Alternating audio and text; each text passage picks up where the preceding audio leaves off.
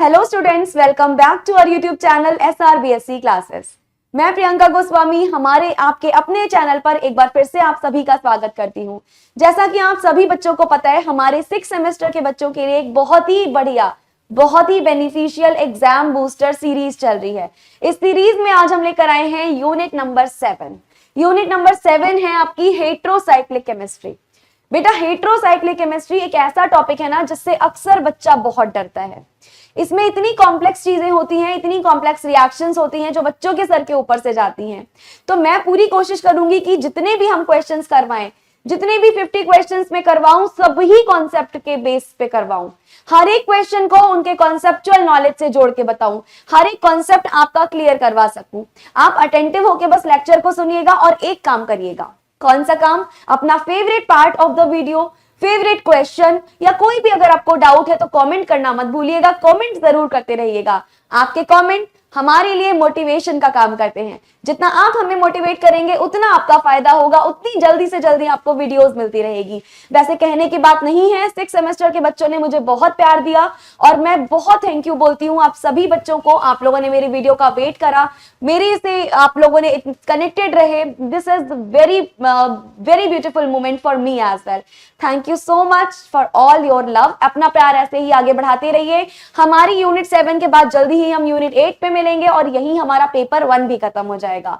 तो चलिए बिना देर करे हुए अपना यूनिट स्टार्ट करते हैं। अगर सेशन को लाइक नहीं किया है तो बेटा सबसे पहले लाइक करिए, शेयर करिए, अपने दोस्तों तक पहुंचाइए। जितने ज्यादा से ज्यादा लोगों को जोड़ सकते हो जोड़िए, सबका भला करवाते हैं। तो चलो जी, हमारी यूनिट नंबर 7 है हेट्रोसाइक्लिक केमिस्ट्री। टॉप 50 क्वेश्चंस आज यहां पर हम देखेंगे विद प्रॉपर एक्सप्लेनेशन। ठीक है ना? तो चलो पहला क्वेश्चन देखते हैं। What is the molecular orbital picture of pyrrole? Pyrrole सबसे पहले क्या होता है ये पता होना चाहिए। तो बेटा इस तरीके का आपका हमारे पास होता है पायरोल, जो कि नाइट्रोजन का एक हेटेरोएटॉम होता है। तो पायरोल का मोलिकुलर ऑर्बिटल पिक्चर क्या है? क्या इसमें 4 बॉन्डिंग ऑर्बिटल होते हैं? क्या 1 बॉन्डिंग और 1 एंटी बॉन्डिंग होता है? क्या 5 बॉन्डिंग ऑर्बिटल होते हैं या फिर 3 बॉन्डिंग ऑर्बिटल होते हैं? क्या होता है यहाँ पर? देखिएगा, in pyrrole the nitrogen atom contributes a lone pair. जैसा कि मैंने आपको बताया था, क्या होता है पायरोल में? मैम पायरोल में नाइट्रोजन अपना लोन पेयर कॉन्ट्रीब्यूट कर रहा होता है, जिसकी वजह से and the conjugated pi system. ये देखिए, ये वाला क्या है मैम? ये आपका है कॉन्जुगेटेड पाई सिस्टम। कॉन्जुगेटेड पाई सिस्टम के साथ में लोन पेयर आपका कॉन्ट्रीब्यूट कर रहा है and this conjugated pi system consist of 5 bonding orbital makes it aromatic. That means हमारे पास क्या करेक्ट होगा मैम? 5 bonding orbital. कितने बॉन्डिंग ऑर्बिटल मिले? नाइट्रोजन को इंक्लूड करके मैम हमें यहाँ पर 5 बॉन्डिंग ऑर्बिटल्स मिले। यानी करेक्ट ऑप्शन क्या होगा? करेक्ट ऑप्शन होगा आपका ऑप्शन नंबर सी। ठीक है जी, आगे बढ़ते हैं। Which of the following is an aromatic compound? इतने सारे कंपाउंड दिए हैं, आपको बताना है इनमें से कौन एक एरोमेटिक कंपाउंड है। क्या पायरोल एक एरोमेटिक कंपाउंड है? क्या साइक्लोहेक्सेन एक एरोमेटिक कंपाउंड है? ये होता है आपका साइक्लोहेक्सेन। क्या बेंजीन एक एरोमेटिक कंपाउंड है? ये होता है बेंजीन। या क्या फिर मीथेन एक एरोमेटिक कंपाउंड है? ये हो गया मीथेन। मैम सीधी सी बात है, मीथेन तो साइकिल ही नहीं है। और एरोमेटिक कंपाउंड की कुछ शर्तें होते हैं, वो शर्तें बेटा आप तुरंत लिख लीजिए। एरोमेटिक कंपाउंड होने की कुछ शर्तें हैं, यानी कि कुछ रूल हैं। क्या होना चाहिए ma'am? System must be cyclic. System must be cyclic. एक साइकिल यानी कि एक रिंग जरूर ही होनी चाहिए। ठीक है जी। उसके बाद compound must follow Huckel's rule. ये बहुत इंपॉर्टेंट है, that compound must follow your Huckel's rule. Compound must follow Huckel's rule. Huckel's rule follow करने वाला जरूर से होना चाहिए। आपका जो कार्बन एटम है वो कैसा होना चाहिए मैम? जो कार्बन एटम होता है वो sp2 हाइब्रिडाइज्ड होना चाहिए, यानी कि प्लेनर होना चाहिए। तो ये कुछ कंडीशंस हैं किसके लिए मैम? एरोमेटिक होने के लिए। हकल रूल फॉलो करने वाला होना चाहिए। हकल्स रूल होता क्या है? हकल्स रूल जिस बच्चे को नहीं पता मैं बता देती हूँ। हकल्स रूल होता है 4n+2 पाई इलेक्ट्रॉन। तो जो भी हकल्स रूल फॉलो करता है, प्लेनर होता है, साइक्लिक स्टेट में होता है, कॉन्जुगेटेड होता है। System must be conjugated. Conjugated भी होना ही चाहिए। अगर जो भी ऐसा होता है, जो भी ये सारी कंडीशन को फॉलो कर रहा है बेटा, वो सब होने हैं एरोमेटिक, है ना जी। अब आगे बढ़ते हैं। देखिए आपका पायरोल एक एरोमेटिक कंपाउंड है। क्यों भाई? क्योंकि मैम ये कॉन्जुगेटेड पाई सिस्टम है and it follows Huckel's rule. लेकिन एक आपको यहाँ करेक्शन करना पड़ेगा, पायरोल तो आपका एरोमेटिक है ही है, साइक्लोहेक्सेन एरोमेटिक नहीं है क्योंकि कॉन्जुगेशन भी नहीं पाया जाता, जबकि बेटा बेंजीन भी आपका एरोमेटिक है। यानी करेक्ट आंसर सिर्फ ए ना हो के ए और सी दोनों होगा, क्योंकि देखो बेंजीन में भी आपका हकल फॉलो होता है, बेंजीन में भी कार्बन एटम sp2 हाइब्रिडाइज्ड होता है, बेंजीन भी आपका साइक्लिक है, बेंजीन में भी कॉन्जुगेशन पाया जा रहा है। तो जो करेक्ट ऑप्शन होगा बेटा वो सिर्फ पायरोल ना होकर बेंजीन भी करेक्ट आंसर होगा। दे बोथ आर एरोमेटिक, है ना। I hope this is clear to everyone. चलिए थर्ड क्वेश्चन है, what is the main characteristic of the aromaticity of pyridine. Pyridine की एरोमेटिसिटी की सबसे इंपॉर्टेंट कैरेक्टर क्या है? पिरिडीन के एरोमेटिसिटी का सबसे इंपॉर्टेंट कैरेक्टर क्या है? 6 पाई इलेक्ट्रॉन्स इन कॉन्जुगेशन। क्या कॉन्जुगेशन में 6 पाई इलेक्ट्रॉन्स है? काउंट करो। नॉन कॉन्जुगेटेड डबल बॉन्ड, क्या कोई नॉन कॉन्जुगेटेड डबल बॉन्ड है? Nitrogen lone pair in conjugation, क्या नाइट्रोजन का ये लोन पेयर कॉन्जुगेशन में है? या फिर नॉन एरोमेटिक रिंग, ये रिंग नॉन एरोमेटिक है। देखिए बेटा pyridine is aromatic, क्यों भाई? Due to the conjugation of 6 pi electrons. ये देखिए हमारे पास ये जो 6 पाई इलेक्ट्रॉन है ये 6 पाई इलेक्ट्रॉन्स कॉन्जुगेशंस में है। लिख दीजिए 6 pi electrons are in conjugation, क्योंकि ये 6 पाई इलेक्ट्रॉन बेटा आपके कॉन्जुगेशन में है, जिस वजह से आपका जो pyridine होगा, your pyridine is nothing but an aromatic compound, जिसकी वजह से हक्कल रूल फॉलो कर रहा है और क्या हो रहा है मैम? ये एरोमेटिक कंपाउंड बन रहा है। तो करेक्ट आंसर क्या होगा ma'am? 6 pi electrons are in conjugation. ठीक है जी, ऑप्शन ए आपका बिल्कुल करेक्ट ऑप्शन होने वाला है। नेक्स्ट है, विच of the following is the method for the synthesis of pyrrole.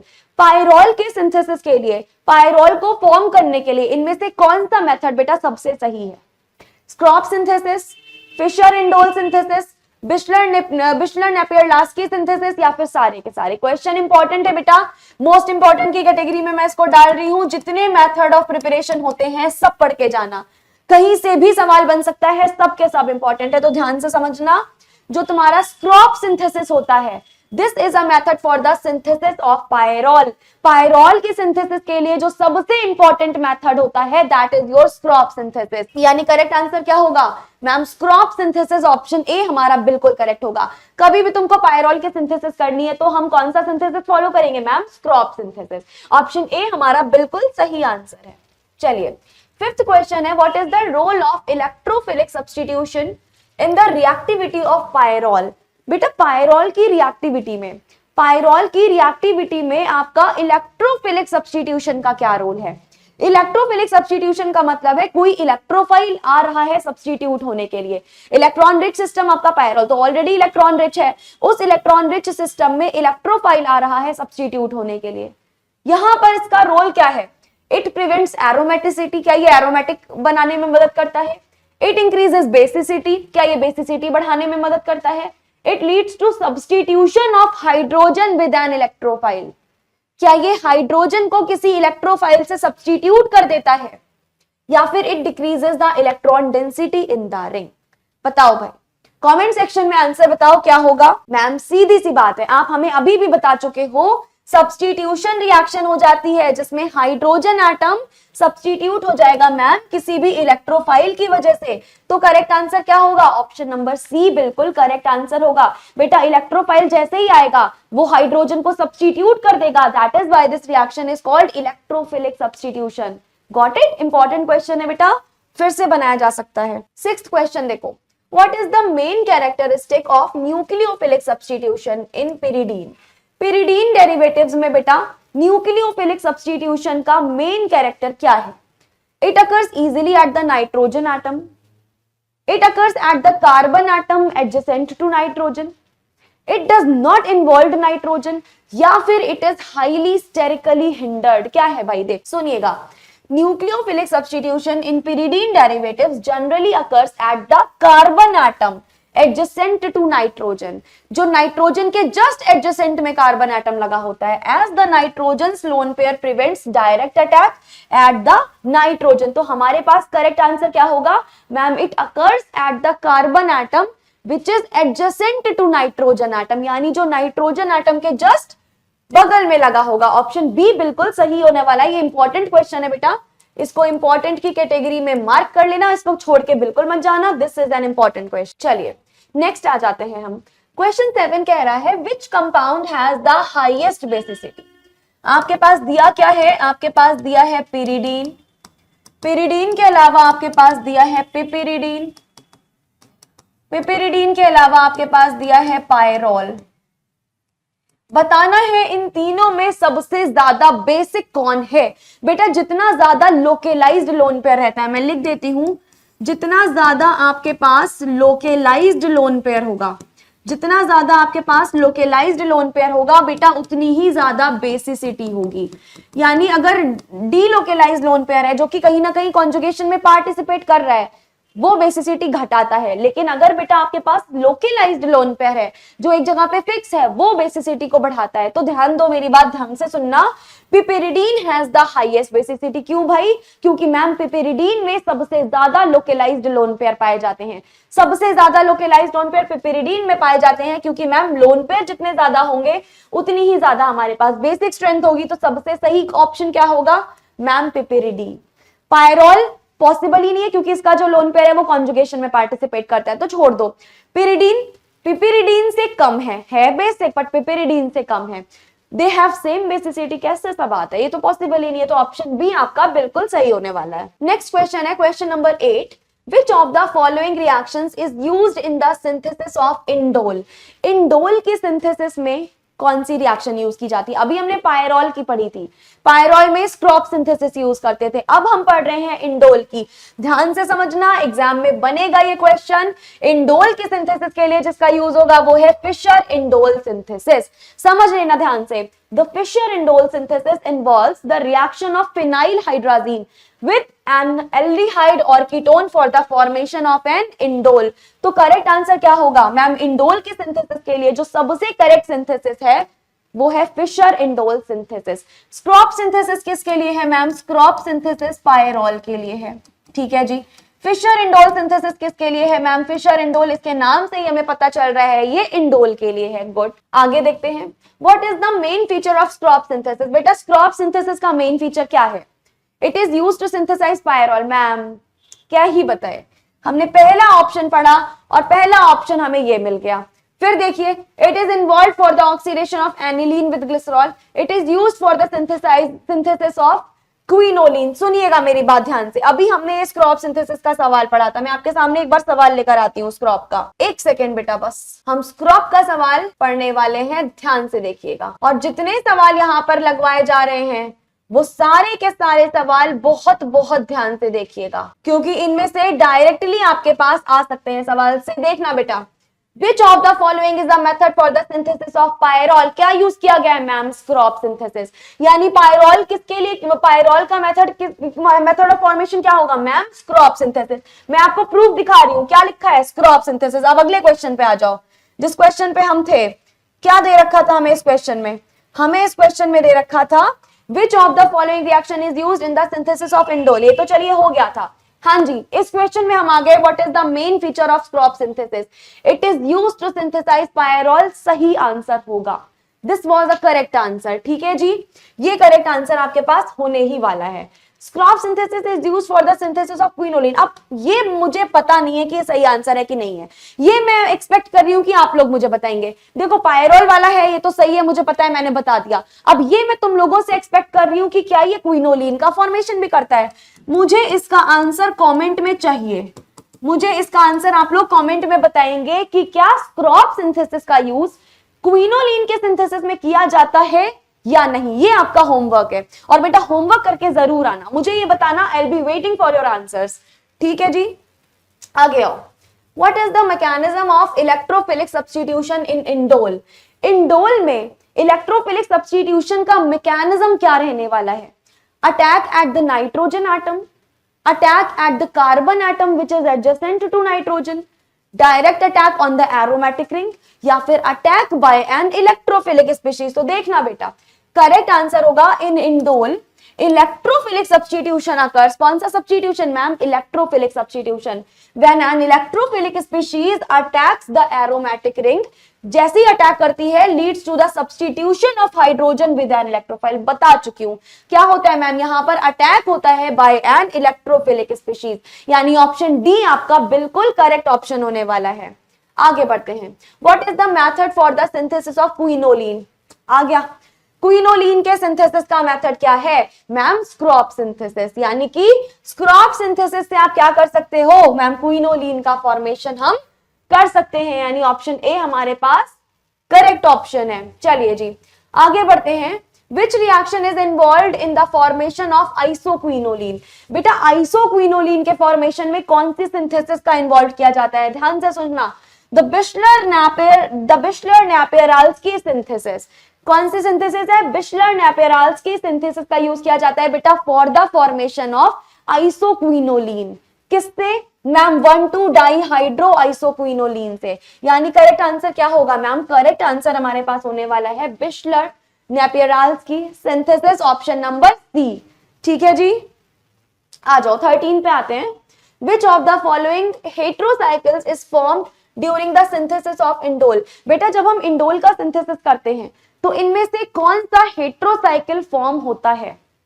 Pyrrole, quinoline, indole या फिर आइसोक्विनोलिन? ध्यान से समझना, indole is synthesised through the reaction of aniline and aldehyde in the Fischer indole synthesis where a heterocycle is formed. और जो heterocyclic form हुआ वो कौन सा मिला मैम? हमें इंडोल मिला, यानी कौन सा हेट्रोसाइक्लिक करेक्ट आंसर होगा मैम? ऑप्शन नंबर सी जो है वो बिल्कुल करेक्ट आंसर होगा। कौन सा मिलेगा मैम? हमें मिलेगा इंडोल। चलिए नेक्स्ट क्वेश्चन की तरफ मूव ऑन करते हैं। What is the key feature of the Bischler Napieralski synthesis? Bischler Napieralski synthesis का सबसे इंपॉर्टेंट एक फीचर बताइए।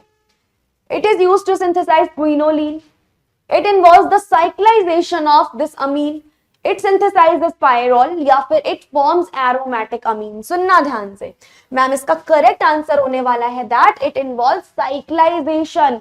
ये सबसे इंपॉर्टेंट फीचर है बेटा इस मेथड का। इसमें क्या होता है मैम? साइक्लाइजेशन हो जाता है 2 अमीनो बेंजाइल अमीन का टू फॉर्म आइसोक्विनोलिन डेरिवेटिव्स, यानी करेक्ट आंसर क्या होगा मैम? करेक्ट आंसर यहां होने वाला है ऑप्शन नंबर बी। ठीक है जी, आगे बढ़ते हैं। 15th क्वेश्चन कह रहा है what is the mechanism of electrophilic substitution in indole? Indole में इलेक्ट्रोफिलिक सब्स्टिट्यूशन की क्या मैकेनिज्म है बताइए इन चारों में से? मैम आप बता चुके हो, इलेक्ट्रोफिलिक अटैक होता है on the carbon atom of the ring. Ring के कार्बन एटम पर यहां पर इलेक्ट्रोफिलिक अटैक किया जाता है ना जी। और समझ लो कि जो पोजीशन होती हैं वो होती हैं ortho and para two the nitrogen atom. Position hetero atoms में बहुत ज्यादा जरूरी है। कौन सी सबसे रिएक्टिव पोजीशन होगी? पोजीशंस के बारे में पढ़ना मत भूलना, पोजीशन सबसे ज्यादा इंपॉर्टेंट रोल प्ले करती है। तो करेक्ट आंसर हो जाएगा हमारे पास ऑप्शन नंबर बी। चलिए जी 16 पे मूव ऑन करते हैं। What is the basicity of pyridine compare to piperidine and pyrrole? अभी क्वेश्चन किया था हमने, pyridine is more basic than piperidine, गलत बात है। Pyridine is less basic than piperidine, बिल्कुल सही बात है, क्योंकि सबसे ज्यादा बेसिसिटी किसकी होती है मैम? आप याद रखिएगा ये चीज, सबसे ज्यादा बेसिसिटी हमारे पास होती है पिपिरिडीन की।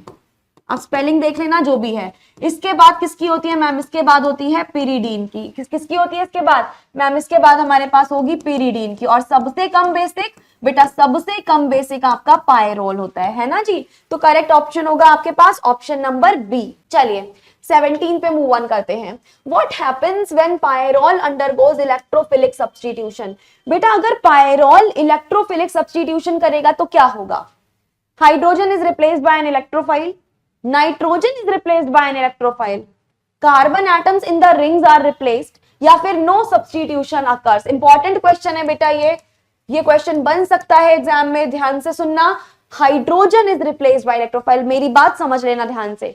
कभी भी कोई इलेक्ट्रोफिलिक सब्स्टिट्यूशन हो, कोई न्यूक्लियोफिलिक सब्स्टिट्यूशन हो, अगर रिंग के अंदर का कोई सब्स्टिट्यूएंट दे रखा है एग्जाम्पल कार्बन या नाइट्रोजन, ये नहीं सब्स्टिट्यूट होंगे। हमेशा सब्स्टिट्यूशन हाइड्रोजन का ही होगा। तो किसका सब्स्टिट्यूशन होगा मैम? सब्स्टिट्यूशन हाइड्रोजन का होगा। कार्बन का कर दिया, कैसे करोगे? नाइट्रोजन का पॉसिबल ही नहीं है। तो हमारे पास ऑप्शन ए जो होगा वो बिल्कुल सही आंसर होगा। 18th क्वेश्चन है बेटा, what is the Fischer indole synthesis used for? Fischer indole synthesis का यूज क्यों किया जाता है? For the synthesis of indole, for the synthesis of quinoline, for the synthesis of isoquinoline, या फिर पायरोल के सिंथेसिस के लिए? तो सुनना ma'am, for the Fischer indole synthesis is used for the synthesis of indole. किसके सिंथेसिस के लिए मैम? इंडोल के सिंथेसिस के लिए हमें फिशर इंडोल सिंथेसिस का यूज करना होता है। तो करेक्ट ऑप्शन होगा ऑप्शन नंबर ए। ठीक है जी, ओके। 19 पे आओ, विच of the following reaction is used for the synthesis of pyrrole? Pyrrole के सिंथेसिस के लिए किसका यूज करते हो? फिर से मैं कुछ नहीं बताऊंगी, आप लोग खुद बताएंगे। मैम सीधी सी बात है, हम स्टॉप सिंथेसिस का यूज करते हैं। तो हमारे पास करेक्ट आंसर क्या होगा? ऑप्शन ए हमारे पास बिल्कुल करेक्ट आंसर होगा। Stop synthesis is used for the synthesis of pyrrole, है ना जी। 20th क्वेश्चन है, what is the mechanism of electrophilic substitution in quinoline? बेटा क्विनोलिन में जब इलेक्ट्रोफिलिक सब्स्टिट्यूशन होगा, यानी इलेक्ट्रोफाइल आकर के सब्स्टिट्यूट हो जाएगा, तो वो कौन सी मैकेनिज्म को फॉलो करके होगा? क्या electrophilic attack on the nitrogen atom होगा? क्या electrophilic attack on the carbon atom of the ring होगा? क्या nucleophilic attack on the nitrogen atom होगा? या फिर अटैक होगा बाय अ स्ट्रॉन्ग बेस? ध्यान से समझिएगा, हमारा जो करेक्ट आंसर होगा वो होगा electrophilic attack on the carbon atom of the ring. जब जब आप क्विनोलिन में करवाओगे तो क्विनोलिन में अटैक कहां पे होगा? कार्बन एटम्स पे। सुनना ध्यान से, in quinoline electrophilic substitution occurs at the carbon atoms of the aromatic ring with nitrogen atom directing the electrophile to ortho and para positions, है ना। पोजीशन याद रखनी है अपने को। जो करेक्ट आंसर आएगा वो होगा ऑप्शन नंबर बी, यानी electrophilic attack on the carbon atoms of the ring. चलिए, what is the main feature of pyridines basicity compare to piperidine and pyrrole? वही सेम चीज हमें कंपेयर करनी है। pyridine is more basic than piperidine कैसे हो सकता है? देखो, कॉन्सेप्ट वही यूज किया है, स्टेटमेंट पूरी तरीके से चेंज कर दी गई है। ये जो बेटा स्टेटमेंट है वो कंप्लीटली चेंज है। Statement is completely different. आपकी स्टेटमेंट जो है वो कंप्लीटली डिफरेंट है, और ये जो स्टेटमेंट है बेटा, इससे अच्छे अच्छे बच्चे कंफ्यूज हो सकते हैं। तुम्हें कुछ नहीं करना है, ऐसे में ऑप्शन का सहारा लो। ऑप्शन का सहारा लो, अपने कॉन्सेप्ट दिमाग में रखो और टिक करके आ जाओ। pyridine is more basic than piperidine, ma'am possible ही नहीं है। pyridine is less basic than piperidine, बिल्कुल सही है, बी ही होना चाहिए करेक्ट आंसर। देखो, बी ही हमारा करेक्ट आंसर है। जब बहुत खतरनाक सी स्टेटमेंट आए, हमेशा क्वेश्चन का सहारा लो और अपने कॉन्सेप्ट पे विश्वास रखो। तुम्हारा कॉन्सेप्ट क्लियर है तो बेटा सवाल बन जाएगा, है ना। आ जाओ, नेक्स्ट क्वेश्चन है हमारे पास, what is the mechanism of nucleophilic substitution in pyridine derivatives? बेटा pyridine डेरिवेटिव में अगर हम न्यूक्लियोफिलिक सब्स्टिट्यूशन कर रहे हैं, किसी न्यूक्लियोफाइल को सब्स्टिट्यूट कर रहे हैं, तो मैकेनिज्म क्या होने वाली? क्या नाइट्रोजन एटम पे अटैक होगा? क्या carbon atom adjacent to nitrogen पे? क्या फिर हाइड्रोजन एटम पे होगा? या फिर carbon atom opposite to nitrogen atom पे? इंपॉर्टेंट क्वेश्चन है ये, this is a very important question. और यहाँ पे pyridine डेरिवेटिव में न्यूक्लियोफिलिक सब्स्टिट्यूशन अकर्स, सबसे पहले यहाँ पे होता है carbon atom adjacent to nitrogen atom. Nitrogen atom के एडजेसेंट वाला जो कार्बन एटम होगा, सबसे पहला अटैक वहां पे होगा। तो हमारा करेक्ट ऑप्शन क्या होगा? Option number B, attack at the carbon atom which is adjacent to the nitrogen. चलिए, 23rd क्वेश्चन है, what is the effect of nitrogen's lone pair on the aromaticity of pyrrole? बेटा, जो pyrrole में nitrogen का lone pair होता है, उसका क्या इफेक्ट पड़ता है? किस पे मैम? पायरोल की एरोमेटिसिटी पे। It contributes to the aromaticity, क्या ये एरोमेटिसिटी में कॉन्ट्रीब्यूशन देती है? It prevents the aromaticity, it does not affect the aromaticity, या it makes pyrrole non aromatic? देखो, सबसे करेक्ट आंसर होगा it contributes to the aromaticity. समझना बात को ध्यान से, हमसे पूछा गया था पायरोल के बारे में। ये रहा तुम्हारा पायरोल, ये रहा आपका पायरोल। तो देखो बेटा, अभी यहाँ पर 2 पाई इलेक्ट्रॉन, केवल 4 पाई इलेक्ट्रॉन है, और 4 पाई इलेक्ट्रॉन से कोई एरोमेटिक नहीं बनता। जब हम इन सबको जोड़ेंगे, 2 2 4 और 2 6, 6 पाई इलेक्ट्रॉन। बेटा 6 पाई इलेक्ट्रॉन बन गया। अब ये हकल रूल फॉलो कर रहा है, यानी एरोमेटिक बनने में इस नाइट्रोजन के लोन पेयर का भरपूर योगदान रहा है। तो करेक्ट आंसर आएगा it contributes to the aromaticity. ये नाइट्रोजन का जो लोन पेयर है वो एरोमेटिसिटी में कंट्रीब्यूशन बहुत ज्यादा दिखा रहा है। 24th क्वेश्चन है आपके पास, which method is used to synthesise quinoline? Quinoline को सिंथेसाइज करने के लिए कौन सा मेथड हम फॉलो करते हैं? मैम सीधी सी बात है, स्टॉप सिंथेसिस। आप बता चुके हो, तो करेक्ट आंसर होगा option number A, that is your Skraup synthesis. चलिए 25th क्वेश्चन है, what happens when pyrrole undergoes electrophilic substitution. बेटा क्या होता है अगर पायरोल इलेक्ट्रोफिलिक सब्स्टिट्यूशन में जाता है? नाइट्रोजन रिप्लेस होगा, हाइड्रोजन रिप्लेस होगा, कार्बन रिप्लेस होगा, सब्स्टिट्यूशन ही नहीं होगा। बेटा सीधी सी बात है मैम, हाइड्रोजन एटम को आप इलेक्ट्रोफाइल से रिप्लेस कर दो। जब जब यहां पर ये रिएक्शन होगी इस केस में, तब तब आप हाइड्रोजन एटम को रिप्लेस करेंगे किसी इलेक्ट्रोफाइल से। तो करेक्ट आंसर क्या होगा मैम? पायरोल में हाइड्रोजन एटम रिप्लेस होंगे, यानी करेक्ट आंसर होगा ऑप्शन नंबर बी। इंपॉर्टेंट है बेटा ये क्वेश्चन, ध्यान रखिएगा। नेक्स्ट है, what is the mechanism of electrophilic substitution in quinoline. Same वही चीज, क्विनोलिन में हमारे जो इलेक्ट्रोफिलिक सब्स्टिट्यूशन होता है वो कौन सी मैकेनिज्म को फॉलो करता है? मैम सीधी सी बात है, it will follow electrophilic attack on the carbon atom of the ring. Ma'am इसमें रिंग के कार्बन एटम पर हमें इलेक्ट्रोफिलिक अटैक कराना होता है। सुनो ध्यान से, क्विनोलिन में इलेक्ट्रोफिलिक सब्स्टिट्यूशन हो जाता है कार्बन एटम पे of the aromatic ring with the nitrogen atoms directing the electrophile to the ortho and the para position। तो करेक्ट आंसर क्या होगा? ऑप्शन नंबर बी बिल्कुल करेक्ट आंसर होगा। 27th है, which method is used to synthesize indole। वही repeated question, बताओ क्या होता है मैम? इंडोल को सिंथेसाइज करने के लिए जो सबसे इंपॉर्टेंट मेथड होता है वो हमारे पास है फिशर इंडोल सिंथेसिस। बहुत बार बता चुकी हूं, फिशर इंडोल सिंथेसिस का मेथड क्या होता है ma'am? This is used for the synthesis of indole. Correct answer हो जाएगा ऑप्शन नंबर ए, यानी कि फिशर इंडोल सिंथेसिस। चलिए 28th क्वेश्चन पे देखते हैं, what happens during the Skraup synthesis. बेटा स्क्रॉप सिंथेसिस के दौरान क्या हो जाता है?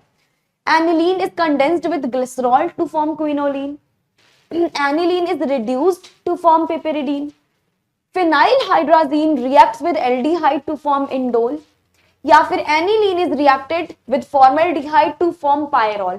तो जो करेक्ट आंसर होने वाला है बेटा वो होगा ऑप्शन नंबर ए। देखो स्क्रॉप सिंथेसिस में एनिलीन जो होता है बेटा वो ग्लिसरॉल के साथ में रिएक्शन करता है with in the presence of an oxidising agent for the formation of quinoline.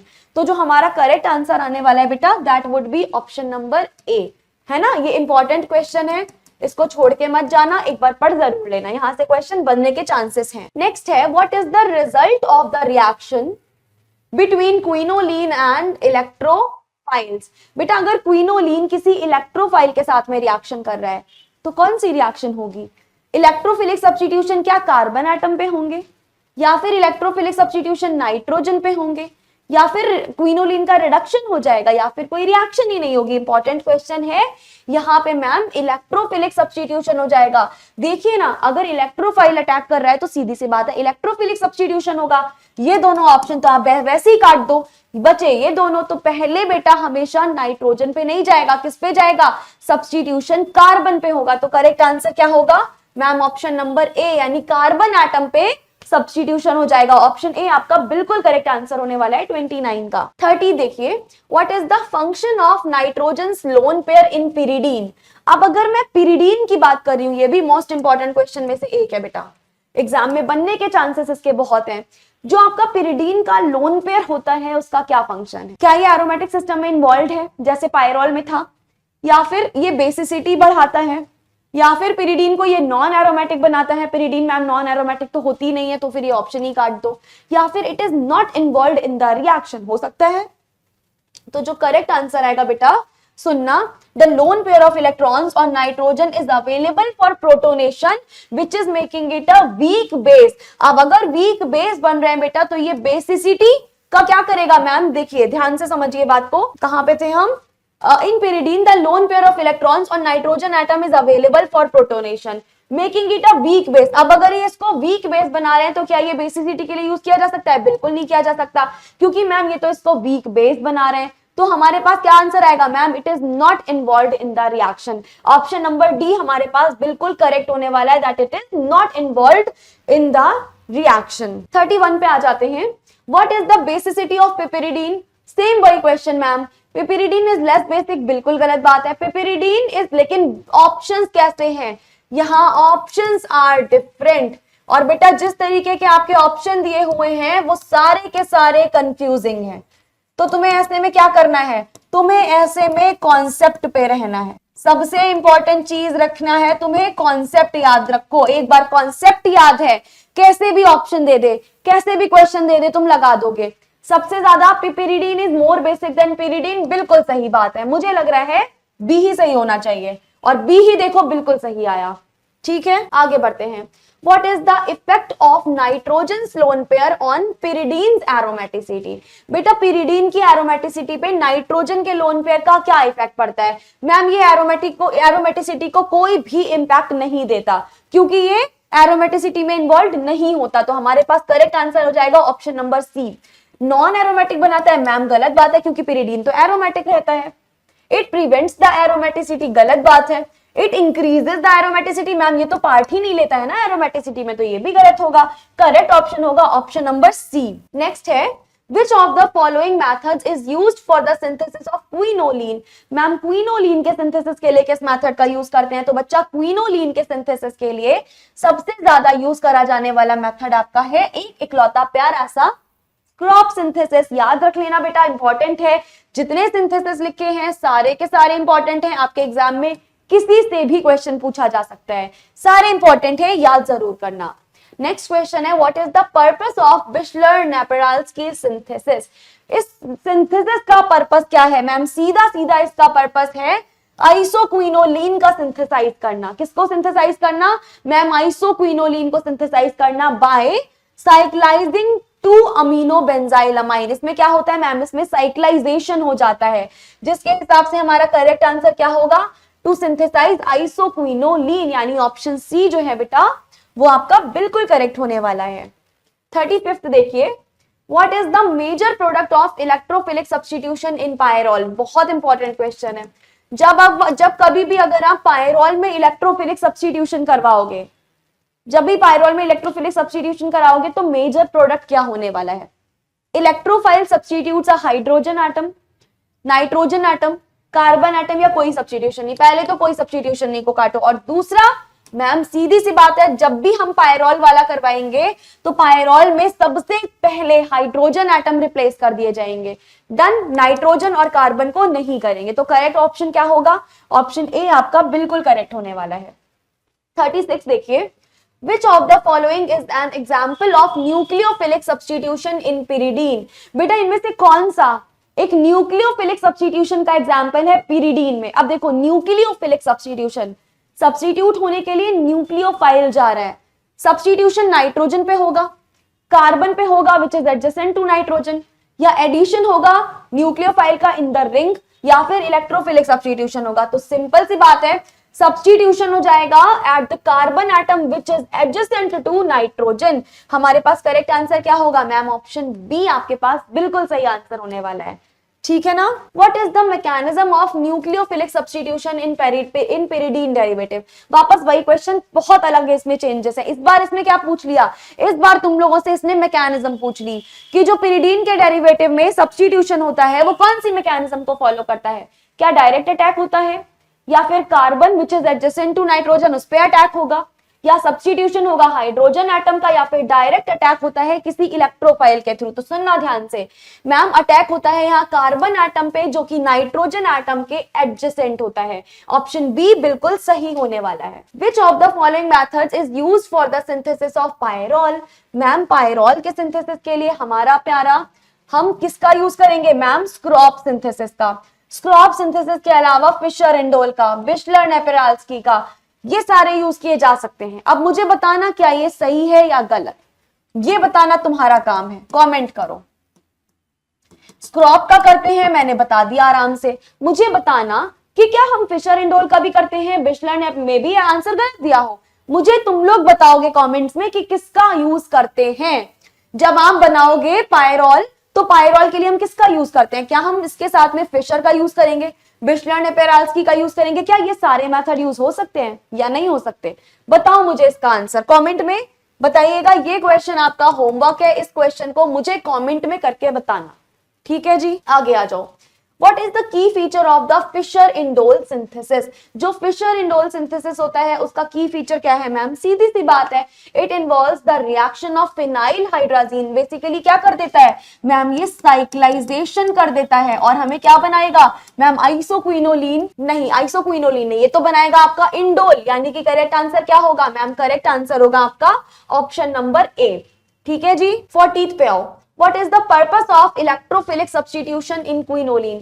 Quinoline में इलेक्ट्रोफिलिक सब्स्टिट्यूशन का पर्पस क्या होता है? एल्काइल ग्रुप को इंट्रोड्यूस करना, रिप्लेस करना हाइड्रोजन को किसी इलेक्ट्रोफाइल के थ्रू, या फिर एरोमेटिक रिंग को रिड्यूस करना, या न्यूक्लियोफाइल को रिंग में ऐड करना। तो बेटा जो करेक्ट आंसर होगा that would be to replace a hydrogen atom with an electrophile. Ma'am हम इलेक्ट्रोफिलिक सब्स्टिट्यूशन कर रहे हैं, यानी हाइड्रोजन एटम को हमें सब्स्टिट्यूट करना पड़ेगा with the help of any electrophile. तो जो हमारा करेक्ट ऑप्शन होने वाला है ma'am that is gonna be option number B. What is the key feature of aromaticity of pyrrole? बेटा पायरोल की एरोमेटिसिटी का की फीचर क्या होता है? क्या 5 कॉन्जुगेटेड पाई इलेक्ट्रॉन होते हैं? सिंगल बॉन्ड होते हैं रिंग में? मैम सिंगल बॉन्ड तो रिंग में होते ही नहीं है। क्या नॉन कॉन्जुगेटेड डबल बॉन्ड है? मैम पॉसिबल ही नहीं है।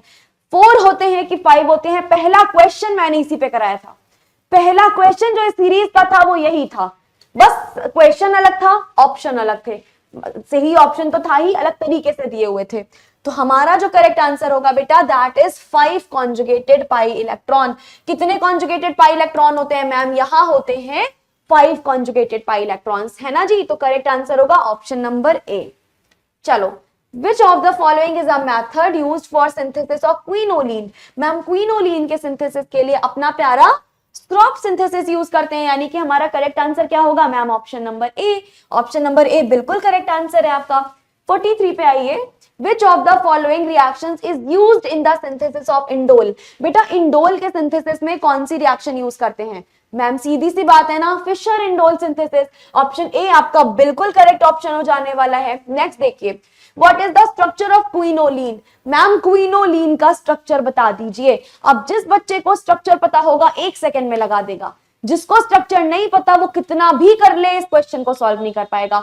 तो सबसे पहले ध्यान से समझना, क्विनोलिन एक 6 मेंबर्ड की एरोमेटिक रिंग होती है। इंपॉर्टेंट है बेटा, एग्जाम में आने के चांसेस बहुत ज्यादा हैं। तो सुनो, क्विनोलिन जो है बेटा वो 6 मेंबर्ड की एरोमेटिक रिंग होती है, जिसके पास एक नाइट्रोजन एटम होता है और alternating single and double bond पाए जाते हैं। तो हमारे पास करेक्ट आंसर क्या होगा? 5 मेंबर्ड रिंग पहले काट दो, 5 मेंबर्ड रिंग पहले काट दो, ठीक है। 6 membered ring with nitrogen and double bond, बहुत बढ़िया।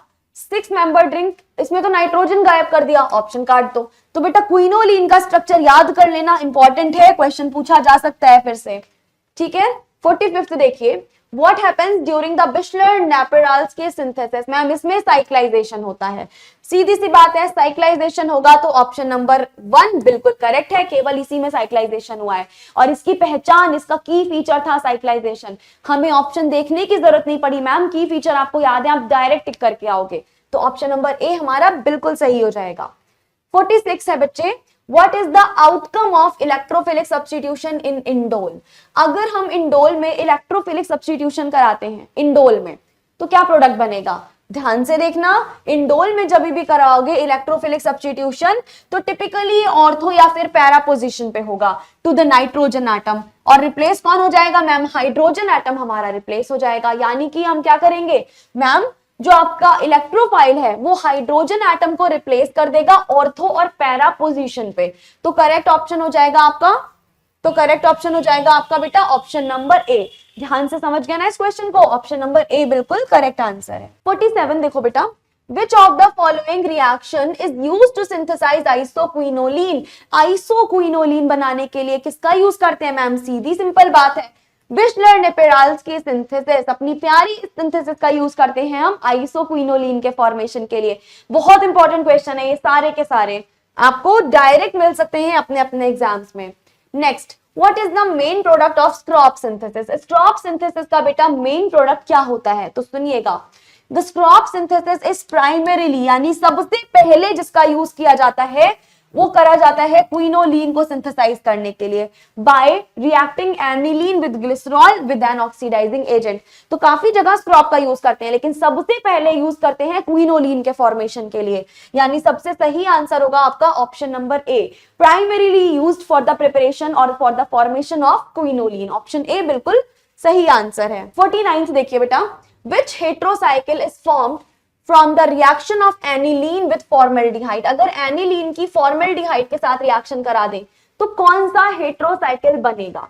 पायरोल, पिरिडीन, इंडोल या फिर क्विनोलिन? सुनना ध्यान से, the reaction of aniline with formaldehyde यानी HCHO in the presence of an acid catalyst typically forms indole। और indole क्या होता है मैम? ये 6 मेंबर्ड की एरोमेटिक हेट्रोसाइक्लिक रिंग होती है। तो क्या करेक्ट आंसर होगा मैम? जो करेक्ट आंसर होने वाला है हमारा that is gonna be option number C, यानी कि इंडोल। हमारा ऑप्शन सी बिल्कुल करेक्ट आंसर होने वाला है। चलिए आज का आखिरी क्वेश्चन हमारे सामने है, what is the key feature of the Fischer indole synthesis.